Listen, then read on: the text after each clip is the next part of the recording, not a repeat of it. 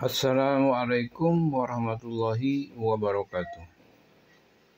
Sahabat Lamunan Hati Islami Channel di mana saja berada, berjumpa kembali sama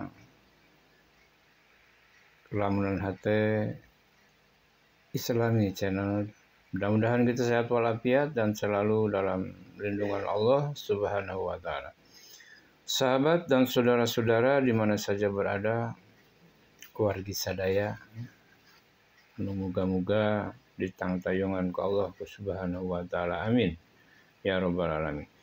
Sahabat, pada kesempatan ini saya akan menyampaikan sebuah video pengajian, ya. Pengajian akbar di Pondok Pesantren Pitutur Luhur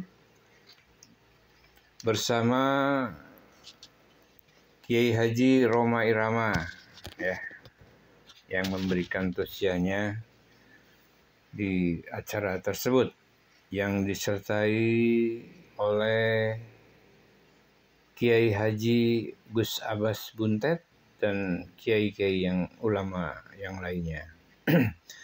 Dan untuk itu perlu kita simak acara ini dan kita ikuti penuturan atau tausiah yang disampaikan oleh Bang Rhoma Irama dalam kesempatan pengajian akbar di Pondok Pesantren Pitutur Luhur, yang perlu kita simak dan kita ambil makna dari acara ini. Sahabat di mana saja berada, Bang Haji Rhoma Irama yang kita kenal sebagai artis dangdut, penyanyi dangdut atau bahkan raja dangdut yang biasa tampil sebagai penyanyi di atas panggung. Kemudian belakangan ini seringkali beliau tampil sebagai mubaligh atau sebagai kiai yang menyampaikan tausiah dalam sebuah pengajian, baik acara besar maupun acara biasa di mana-mana, ya. Ya, sudah di Jakarta, di luar kota, juga saat ini di Pondok Pesantren Pitutur Luhur, ya, bersama Kiai Haji Gus Abbas Buntet.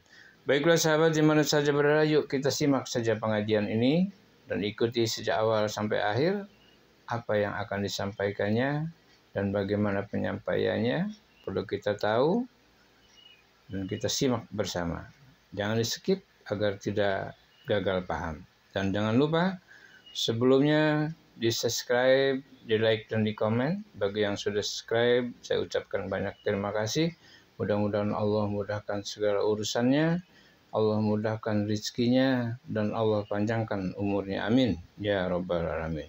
Ayo sahabat, kita simak acara berikut ini. Bismillahirrahmanirrahim. Assalamualaikum warahmatullahi wabarakatuh. Bismillahirrahmanirrahim. Alhamdulillahilladzi hadan nas ila hayatin thayyibatin fid dunya wal akhirati bisyari'atil Islam. Asyhadu an la ilaha illallah wahdahu la syarika lah, dzul jalali wal ikram. Wa asyhadu anna sayyidana wa nabiyyana Muhammadan abduhu wa rasuluh, sayyidul arabi wal ajam. Fassallallahu ala sayyidina Muhammad wa ala alihi wa sahbihi wa sallam. Amma ba'd. Al-Mukarramun, para amil ulama yang saya muliakan, wabil khusus sahibul hajah, sahibul bait, Bapak Kiai Haji Supartono Sumarsono, Suparsono, Waluyo. Mohon maaf Kiai, baru ketemu hari ini soalnya. Di pesantren pitutur luhur yang luar biasa ini. Yang kedua, sahabat saya Kiai Haji Abbas Pleret, Buntet Pleret, Buntet Cirebon. Buat Pleret ini. Dan para kiai sedaya yang nun sewu, saya tidak bisa sebutkan satu persatu. Para pejabat sipil TNI maupun Polri yang saya hormati, tak lupa saya sampaikan Forum Silaturahmi Takmir Masjid dan Mushola Indonesia, Fahmi Tamami, juga PAMDI, Persatuan Artis Musik Dangdut Indonesia. Dan saya mau tanya, di sini ada fans Rhoma Irama enggak? Ada fans Soneta enggak? Nah, itu fans Rhoma and Soneta disingkat Forza. Kalau saya bilang Forza, bisa bilang keren, bisa? Forza! Allahumma salli ala Muhammad.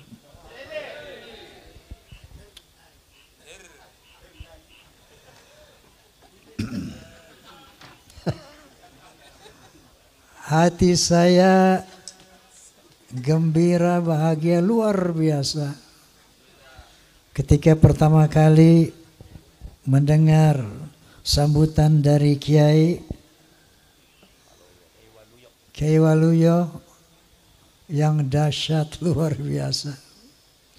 Kemudian bertambah lagi bahagia saya mendengar ungkapan yang holistik, komprehensif mengenai perlunya, pentingnya kita membahas masalah yang berkaitan dengan Rasulullah Sallallahu Alaihi Wasallam yang disampaikan oleh Gus Abbas Buntet Cirebon tadi.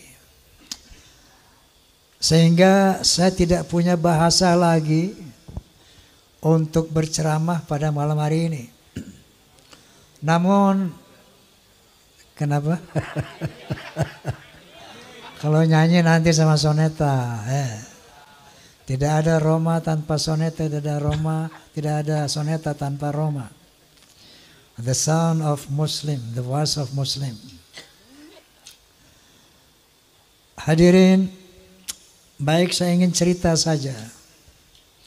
Bagaimana kronologi sehingga sampai saya kepada satu keyakinan hakul yakin bahwa Ba'alawi bukan keturunan Nabi Sallallahu Alaihi Wasallam.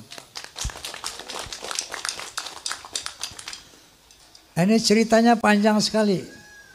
50 tahun ke belakang. Waktu itu usia saya masih 20 tahun. Dan saya sudah tampil sebagai, ya katakanlah, penceramah muda. Saat itu adalah satu majelis ta'lim di Masjid Ar-Rahmah, Tebet Timur, Jakarta Selatan. Pembicaranya ada satu Habib dan saya mewakili pemuda masjid. Seperti itu kira-kira. Ini sosok Habib ini bercerita seperti ini. Kalau ada Habib yang berzina, yang mabuk-mabukan, yang berjudi, mencuri, jangan kata apa-apa. Nah, ini Habib orang Betawi memang. Kalau bahasa Jawa jangan kata apa-apa, ojo muni apa-apa ngono. Menang ae. Kenapa? Mereka adalah cucu Rasulullah mereka itu ahli surga. Rasulullah SAW pemegang kunci surga. Tentunya setelah beliau masuk, pasti yang diutamakan adalah keluarganya, keturunannya. Maka ketika ada Habib yang melakukan kemaksiatan tadi, jangan kata apa-apa, menengai, ojo ngomong apa-apa. Ngoten. Ini saya saat itu merasa tersentak. Ketika saya giliran naik, saya katakan, Beb, alafu Beb, anak koreksi ente. Itu antum bilang tadi bahwa keturunan Nabi pasti masuk surga walaupun maksiat seperti apapun. Qala ta'ala, a'udzu billahi minasyaitonir rajim. Bismillahirrahmanirrahim. Ya ayuhan nas, inna khalaqnakum min dzakari wa untha wa ja'alnakum syu'uban wa qabaila lita'arafu. Inna akramakum 'indallahi atqakum. Shadaqallahul azim. Beb, Allah Subhanahu wa taala berfirman, wahai manusia, aku telah menciptakan kalian dari seorang laki-laki dan perempuan. Dari sana aku jadikan kamu berbangsa-bangsa. Dari bangsa-bangsa itu aku jadikan kamu bersuku-suku. Seperti contohnya Indonesia. Bangsa Indonesia sukunya ada kurang lebih 700 apa pinten? Ada Sunda, ada Jawa, Aceh, Padang, Batak, dan banyak lagi yang lainnya. Kenapa nggih? Lita'arafu, saling mengenallah. Lita'arafu, saling menghormatilah. Inna akramakum 'indallah atqakum. Sesungguhnya ketinggian derajatmu di sisi Allah adalah takwamu. Bukan dari mana bangsamu, bukan dari siapa keturunanmu. Nabi SAW menyambut firman ini dengan menyatakan, La fadla li'arabiyyin ala ajamin illa bitaqwa. Tidak ada kelebihan bangsa Arab dari yang bukan Arab kecuali takwa. Lalu saya katakan lagi, Beb, bukankah Rasulullah sallallahu alaihi wasallam bersabda, Al-jannatu lil muttaqina walau kana 'abdan habasyian, wan naru lil 'asina walau kana sayyidan quraisyan hashimian. Surga itu untuk orang-orang yang bertakwa, walaupun dia budak dari bangsa Habsyi. Contohnya Bilal bin Rabah, budak dari bangsa Habsyi. Tapi Rasulullah menjamin bahwa Bilal bin Rabah adalah insya Allah menjadi ahli surga. Sementara orang neraka adalah tempat orang maksiat, walaupun dia dari Sayyid Quraisy Bani Hashim. Ini yang saya utarakan saat itu. Bahkan Rasulullah SAW bersabda, Lau anna Fatimah binti Muhammadin saraqat laqatta'tu yadaha. Seandainya Fatimah binti Muhammad mencuri, aku sendiri akan memotong tangannya. Artinya, Beb, saya katakan, tidak ada privilege, tidak ada keutamaan untuk turunan Nabi sekalipun. Rasulullah pernah mengadakan halaqah dengan para sahabat. Beliau bercerita, aku rindu kepada sampai sambil meneteskan air mata. Aku rindu dengan saudara-saudaraku. Aku rindu dengan saudara-saudaraku. Para beruntung, lebih beruntung, lebih beruntung. Orang beruntung, lebih beruntung, lebih beruntung Orang yang tidak pernah bertemu aku, enggak pernah melihat aku, tapi dia beriman kepadaku. Mereka itulah saudara-saudaraku. Allahumma sholli ala Muhammad.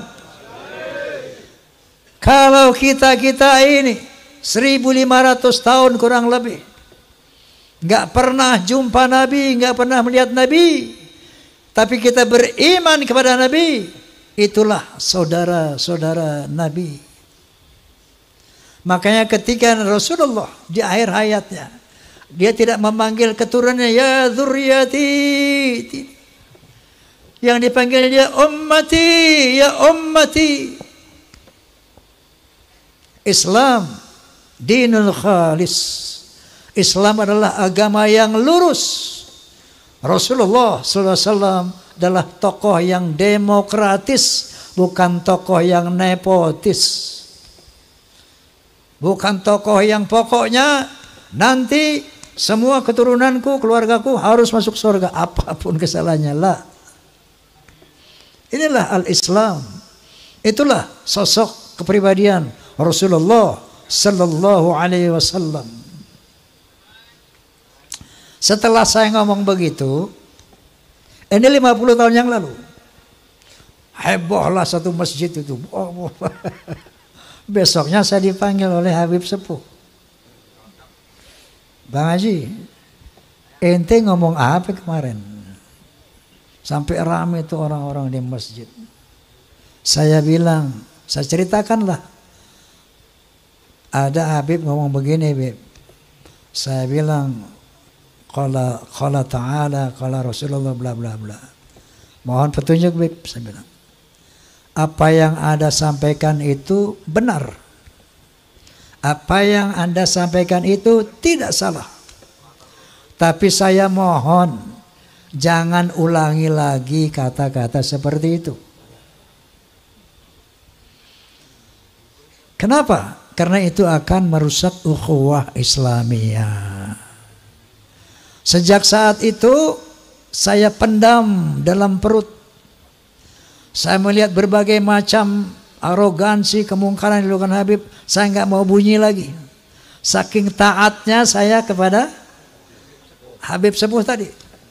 50 tahun saya tahan itu.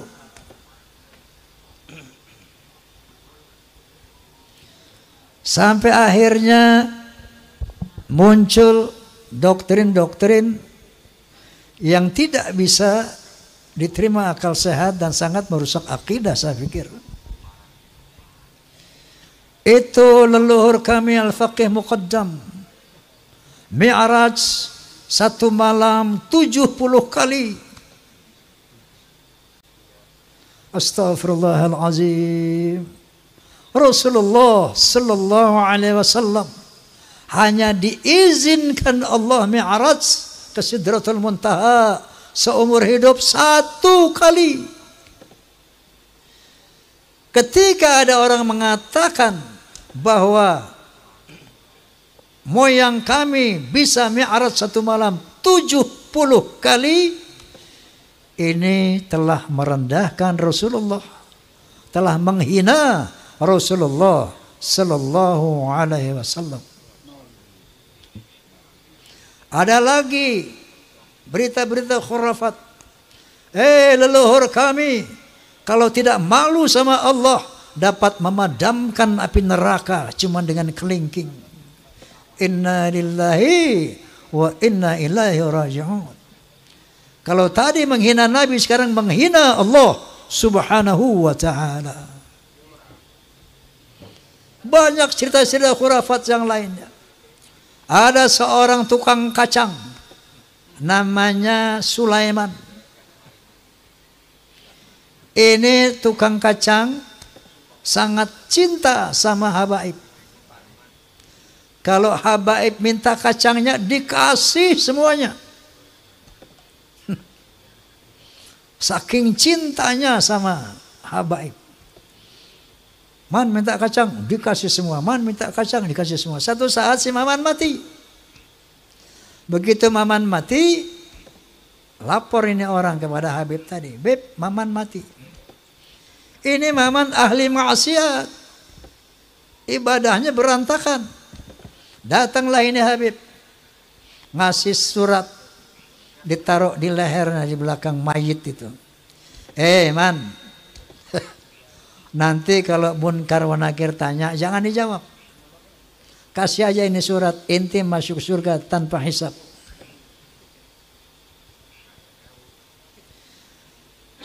Banyak lagi cerita seperti itu. Leluhur mereka semuanya wali, bisa nurunkin emas dari langit. Yaman itu negeri paling miskin di Timur Tengah. Bagaimana kita percaya dia bisa nurunin emas dari langit? Masya Allah, ini goyang apa?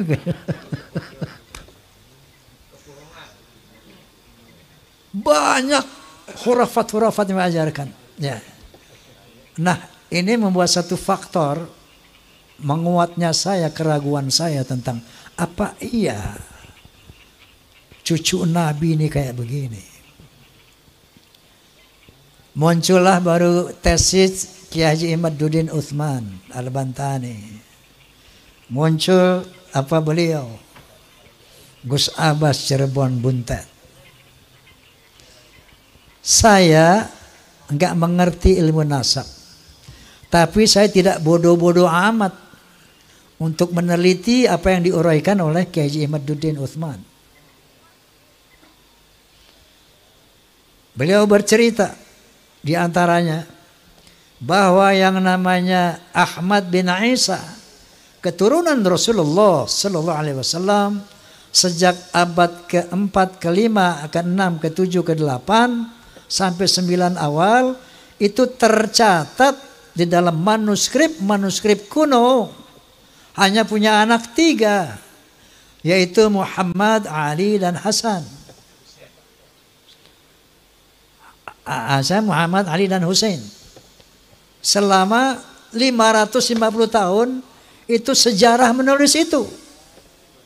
Tiba-tiba di abad ke-9 akhir muncul Ubaidillah sebagai anak Ahmad bin Isa yang keempat. Enggak usah pinter-pinter amat untuk meneliti, untuk menerima hal ini. Cukup punya akal yang waras, cukup punya akal yang sehat, kita bisa melihat, oh kalau begitu Ubaidillah ini cantolan, cangkokan. Kiai Imaduddin tentu saja sebagai seorang kiai mujtahid, bahkan bisa menjelaskan secara ilmiah bahwa kepalsuan Ubaidillah ini. Dari sini mulai keraguan saya yang selama 50 tahun itu bertambah menjadi yakin. Tapi baru ilmu yakin doang nih. Saya undanglah Kiai Haji Imaduddin di podcast saya.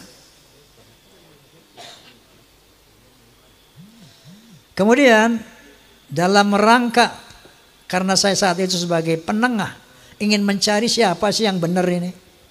Apakah Ba'alawi, apakah Kiai Imad. Maka saya undanglah dari Rabithah Alawiyah sebagai penyeimbang. Saya undang Ustaz Taufik Segaf, tidak hadir.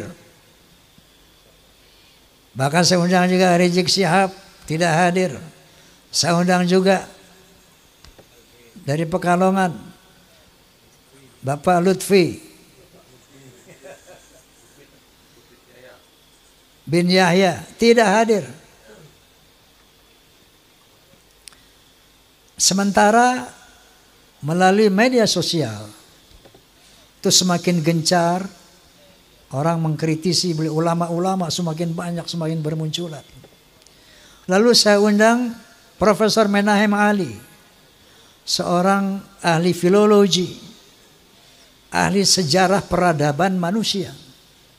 Dalam podcast saya beliau menjelaskan bahwa yang namanya Hadramaut, kota Hadramaut itu asalnya dari nama orang yang bernama Hazarmavet.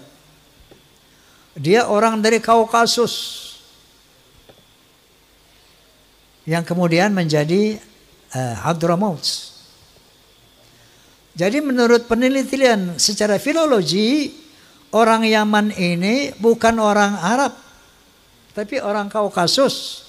Berarti mustahil sebagai keturunan Nabi Sallallahu Alaihi Wasallam menurut Profesor Menahem Ali. Kemudian saya undang lagi Dr. Sugeng Sugiharto dari BRIN. Beliau ahli ahli DNA itu, ahli genetika. Bercerita panjang lebar secara ilmiah, maka bertemulah istilah haplogrup J1 dan haplogrup G.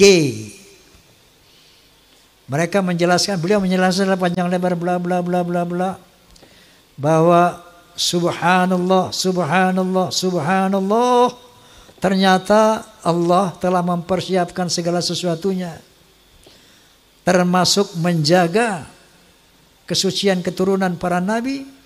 Ternyata DNA-nya itu sudah ditanamkan di dalam setiap manusia. Secara ilmu genetika, haplogrup Nabi SAW adalah J1. Haplogrupnya Ba'alawi, menurut kalau Anda klik di internet familytreedna.com, familytreedna.com, klik saja, akan keluar nanti ada 180 orang Ba'alawi, sebagian dari Indonesia, itu dari Yaman, sebagian kecil dari Indonesia, itu haplogrupnya adalah G. Yahudi Askenazi.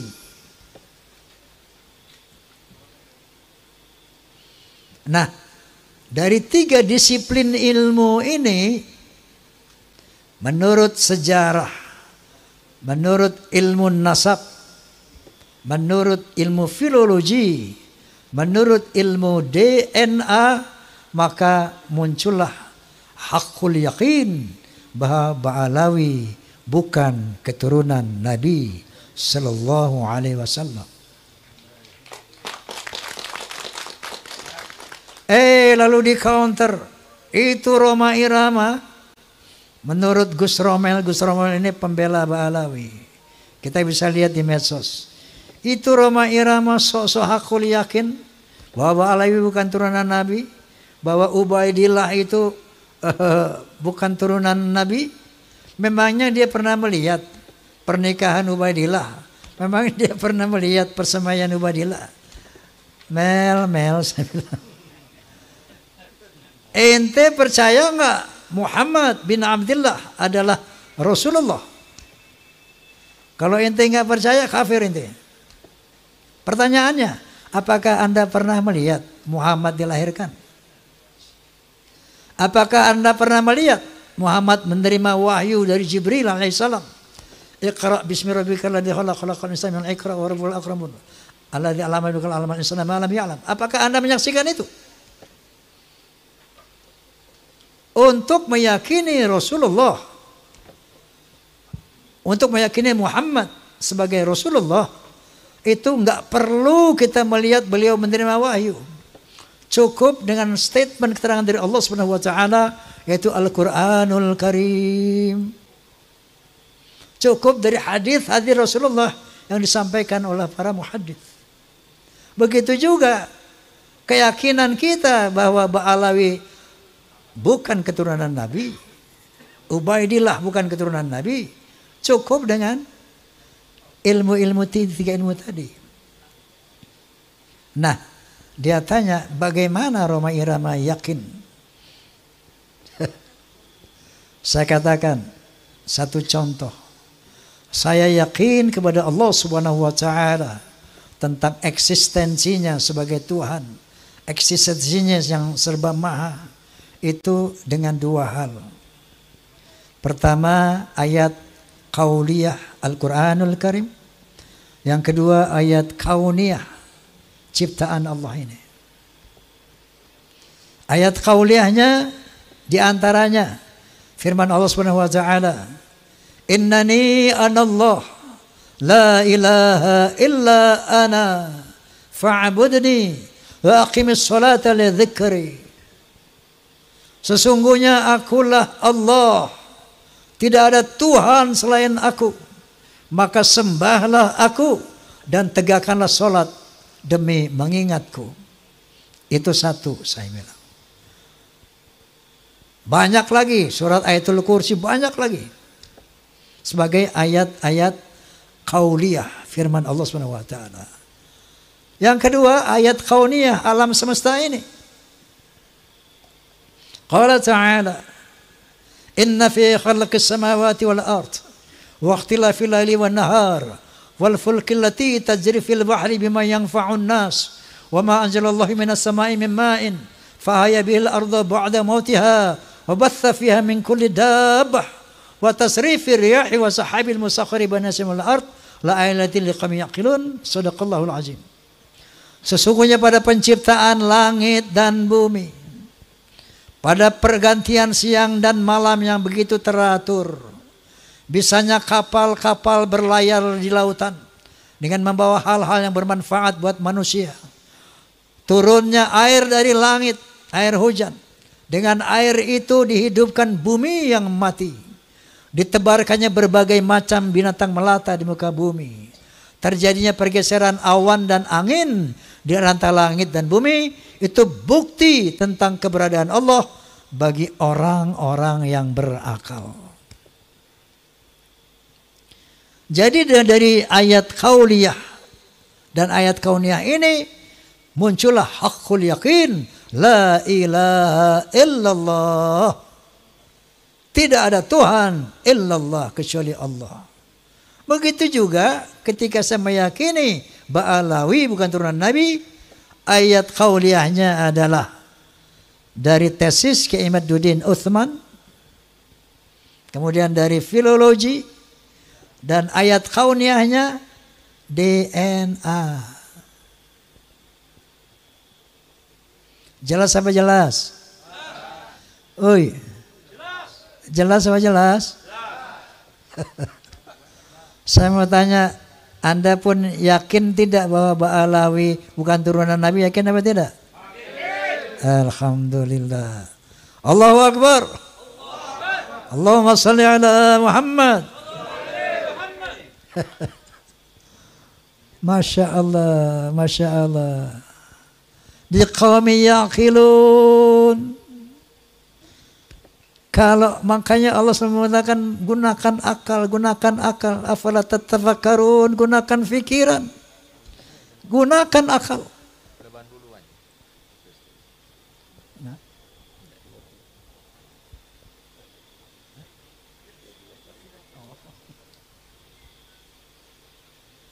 Nah jadi tambahan lagi keyakinan saya itu dengan berbagai macam arogansi dan khurafat-khurafat yang tadi saya utarakan. Lengkap sudah hakul yakin saya. Nah, kemudian saya ingin berbagi pengalaman. Tempo hari saya dakwah di daerah Jambi, Sumatera Selatan. Tablighul Akbar. Itu kiai-kiai banyak mengatakan, Bang Haji, kami di belakang Bang Haji.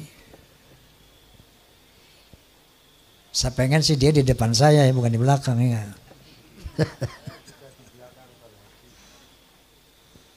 Ketika saya mengadakan pentas Soneta Group di Banjarmasin, ada satu kesempatan kita berkumpul dengan para pejabat. Salah satu pejabat daerah mengatakan, Bang Haji, saya yakin bahwa sebagian besar rakyat Indonesia sama dengan Bang Haji. Allahumma sholli ala Muhammad. Allahu Akbar. Kenapa? Karena mereka sejak ratusan tahun melihat fenomena ini. Terakhir dalam podcast saya bahwa kita bangsa Indonesia tidak boleh diam melihat fenomena ini. Kenapa? Ada indikasi mereka mau menjajah Indonesia. Indikasinya jelas sekali. Ada yang bagian memalsukan kuburan. Di mana-mana dibikin kuburan-kuburan palsu. Alhamdulillah menurut keterangan beliau juga sudah banyak yang dibongkar. Ada kuburan-kuburan keramat seperti di Madura, kita lihat di YouTube. Sudah lama sebagai nama orang itu tiba-tiba ditambah namanya menjadi ada Ba'alawinya gitu. Asegaf. Yang paling trending yaitu KRT Sumo di Ningrat di Semarang diganti namanya dengan Habib Hasan bin Toha bin Yahya. Kuburan-kuburan palsu, Masya Allah, seluruh Jawa, di Kalimantan banyak sekali ternyata. Ini ternyata strategi pertama untuk memberikan kesan kepada bangsa Indonesia bahwa itu lihat para habaib lah yang datang ke sini dan menjadikan orang-orang Islam ini, menjadikan orang ini menjadi Islam. Oleh karena itu Wali Songo pun diklaim sebagai Ba'alawi. Strategi pertama. Yang kedua, berita-berita khurafat, dongeng-dongeng khurafat. Untuk apa? Untuk menaklukkan hati umat Islam yang tidak berpikir.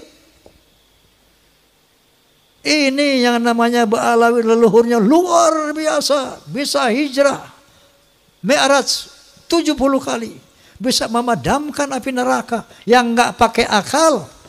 Itu sesuatu yang luar biasa dan dahsyat. Mereka pun menjadi takluk, tunduk, siap diperintah apapun.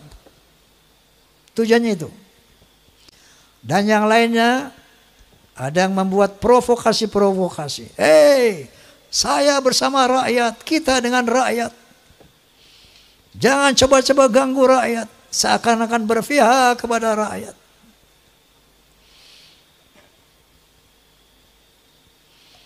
Ada lagi provokator.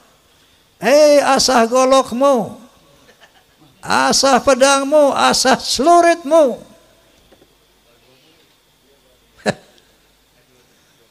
Dia mau ngadu domba kita pribumi. Sementara mereka akan memetik hasilnya. Faham apa tidak ini? Halo? Faham? Sehingga akhirnya mereka bisa bilang, Jawa adalah pintu tarim. Indonesia milik Aulia Tarim. Inna lillahi wa inna ilaihi raji'un. Saya sebagai putra Indonesia was-was, ngeri dan waspada. Ini ternyata doktrin-doktrin ini tidak sembarangan. Klaim-klaim mereka sebagai keturunan Nabi ternyata ada tujuan-tujuan untuk menguasai Indonesia. Ibu Pertiwi menangis ratusan tahun karena dijajah oleh Belanda, dijajah oleh Jepang. Baru beberapa puluh tahun merdeka, tiba-tiba ada gejala lagi. Kita mau dijajah oleh penjajah berjubah. Na'udzubillahi min. Itu yang saya lihat. Itu yang saya rasakan. Itu yang saya Perhatikan, Masya Allah.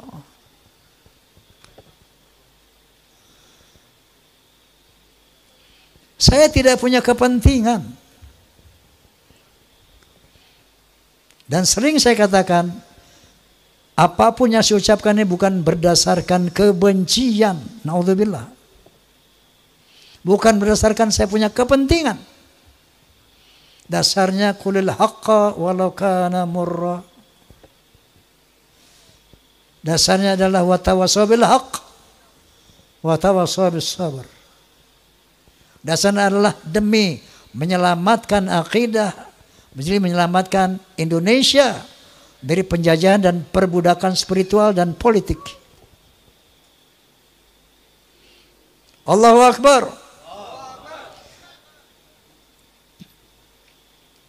Nah jadi padahal yang namanya Ustadz Rizik Syihab, Ustadz Masya Allah, itu mereka semua sahabat-sahabat saya sejak muda itu.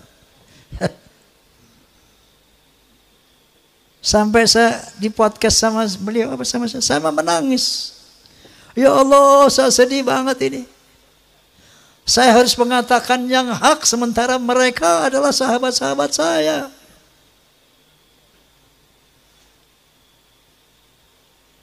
Tapi kebenaran harus diutarakan. Sepedih apapun perasaan saya. Lalu saya katakan goalnya, satu, mari selamatkan akidah umat. Kedua, jaga Indonesia dari skenario yang terang benderang di media sosial. Terang benderang. Indonesia milik Aulia Tarim. Apakah kurang jelas ini? Halo? Apakah kurang jelas tujuan mereka?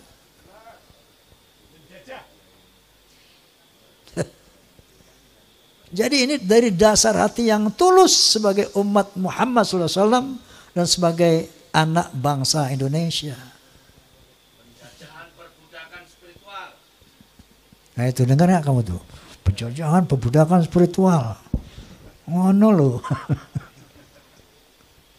Tetapi karena kita sama-sama umat Islam, ini memang harus kita selesaikan. Ya. Namun goalnya nanti pertama tentu selamatkan Indonesia dari penjajahan mereka. Makanya saya sependapat dengan Gus Abbas, pemerintah harus turun tangan ini. Ini masalah bangsa, masalah NKRI.